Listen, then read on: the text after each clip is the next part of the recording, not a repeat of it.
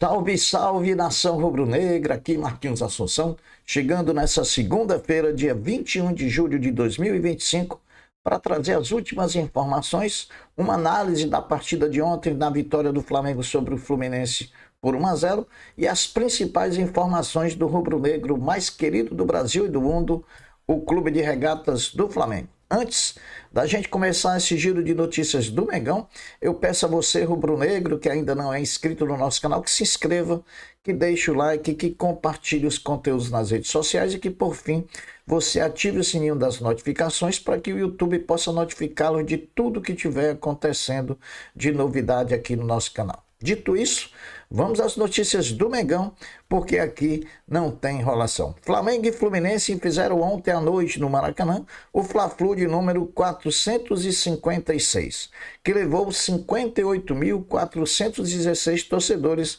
ao Maracanã na noite de ontem, proporcionando uma renda de R$ 4.386.336,50.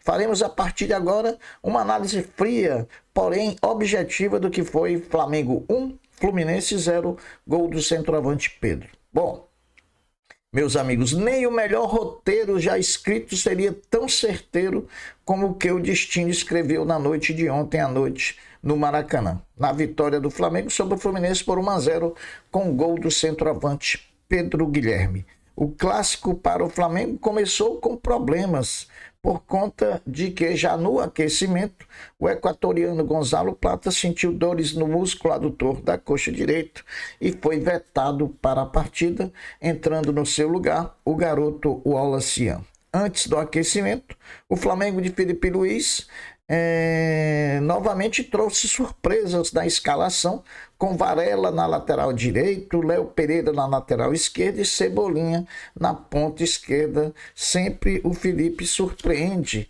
nessas escalações. A própria escalação do Fluminense, jogando com uma linha de 3 zagueiros e 3 volantes, já denotaria uma dificuldade natural de furar tal bloqueio, como sempre o Flamengo tem essa dificuldade. Porém, essa dificuldade nunca foi segredo para ninguém, porque já é comum o Fluminense atuar assim contra o Flamengo, jogando por uma bola ou por um erro do próprio Flamengo. No primeiro tempo foi um jogo de volume do Flamengo, porém feio de se ver, com poucas oportunidades de gol, porém demonstrando que existia um time na partida que queria vencer, que era o Flamengo. O Fluminense em nenhum momento levou perigo ao gol do Flamengo no primeiro tempo, mas foi difícil de assistir esse jogo no primeiro tempo. Veio o segundo tempo e, ainda mais que o primeiro tempo, o Flamengo jogou a maior parte do período jogando dentro do próprio campo do Fluminense.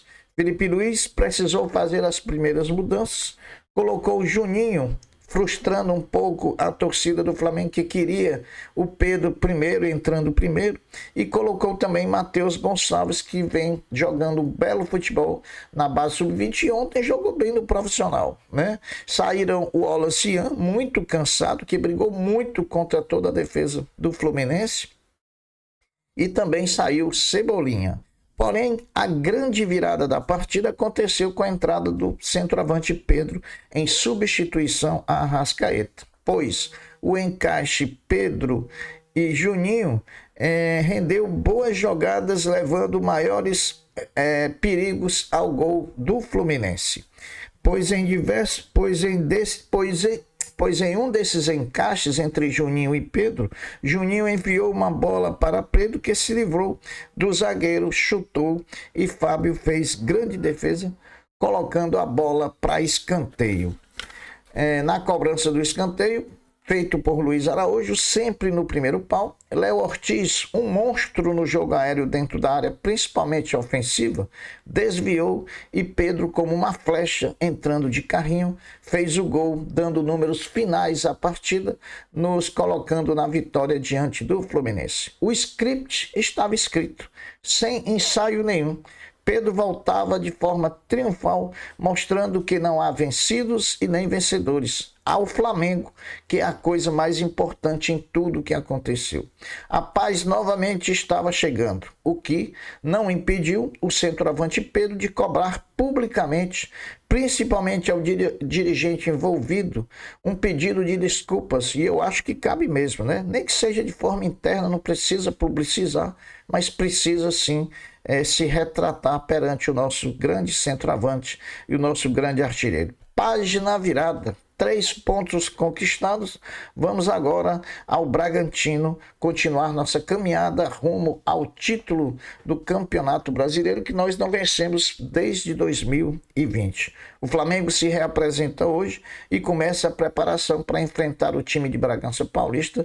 O Flamengo que sempre que joga em Bragança Paulista tem muita dificuldade em conseguir uma vitória lá contra o time paulista, mas tudo tem uma primeira vez. E nós vamos buscar essa vitória quarta-feira para nos manter ali pertinho da briga pelo título. Sobre os jogadores lesionados, o Flamengo, a comunicação do Flamengo no próprio Maracanã comunicou os seguintes relatos em relação aos jogadores. De La Cruz não tem problema de lesão no momento. A sua ausência foi por gestão de minutagem. Provavelmente De La Cruz vai estar à disposição de Felipe Luiz contra o Bragantino. Gonzalo Plata sentiu um desgaste no músculo adutor da coxa direita, mesmo assim pediu para jogar, tinha dores pequenas no local, mas foi tirado da partida por precaução. Provavelmente não será problema para enfrentar o Bragantino. Danilo, sim. Danilo causa preocupação. Sentiu o músculo posterior da coxa direita e fará uma ressonância magnética hoje, segunda-feira, para detectar o grau e a gravidade da lesão. Meus amigos, falar também ontem do domingo do retorno da triunfal da torcida organizada Raça Rubro-Negra, que deu um brilho todo especial ao setor norte das arquibancadas do Maracanã, voltando a ter o nosso 12º jogador ali presente no Maracanã. Foi sensacional a festa organizada desde o início, desde a chegada do Maracanã, com a própria presença da torcida dentro do estádio. Foi sensacional a volta e que ela fique e perdure por muito tempo ali apoiando o nosso Mengão. Lembrar que hoje, por ser um dia decisivo, que hoje pode ser um dia decisivo para a venda do lateral direito Wesley à Roma da Itália. A Roma da Itália deu prazo ao Flamengo até as 19 horas de hoje, segunda-feira, para que o Flamengo respondesse a última proposta colocada, sob pena de desistência da contratação. Então, hoje, provavelmente, eu acredito que o Wesley deve ser oficialmente vendido à Roma da Itália.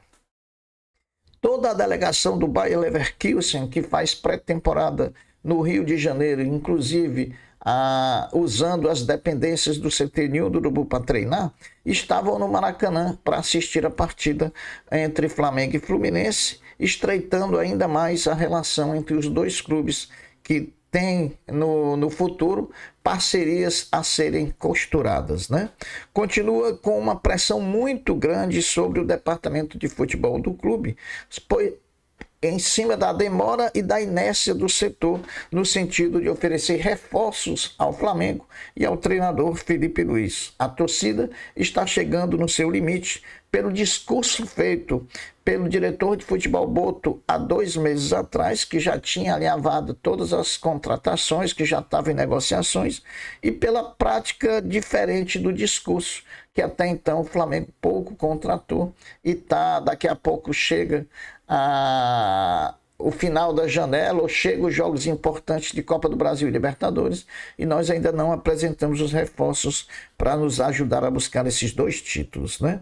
O Flamengo se manifestou ontem à tarde, né, lamentando o falecimento da cantora Preta Gil, externando assim toda a tristeza rubro-negra pela passagem de pessoa tão alegre, tão comunicativa e tão importante no meio cultural brasileiro. Que descanse em paz a Preta Gil, né? Meus amigos, atualizando, nem Léo Pereira e nem Alan, que tomaram cartões amarelos ontem, a meu ver, cartões até discutíveis por parte do árbitro Rafael Claus, nenhum dos dois tinha cartão amarelo ainda. Então, esse foi o primeiro cartão amarelo da série para todos os dois. O que quer dizer que não estão pendurados para diante do Bragantino. Isso é uma boa notícia, né? Principalmente o cartão do Alan, que foi totalmente injusto o cartão que ele tomou na partida de ontem.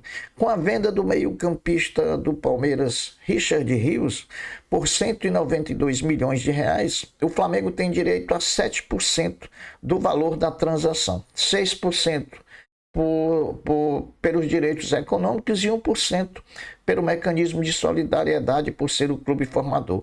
Somando essas 2 percentuais, o Flamengo terá direito da venda do Richard Rios pelo Palmeiras ao Benfica de Portugal, o valor de 13,5 milhões de reais. Meus amigos, o jogador Vitor Hugo será reintegrado hoje, segunda-feira, na reapresentação do Flamengo ao elenco rubro-negro. Vitor Hugo, que não teve propostas para sair do Flamengo, foi reincorporado e agora vai ser opção ao treinador Felipe Luiz no segundo semestre do ano de 2025.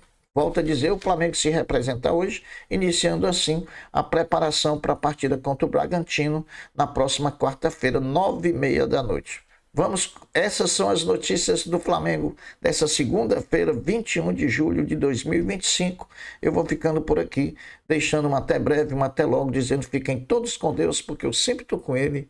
Saudações rubro-negras. Fui!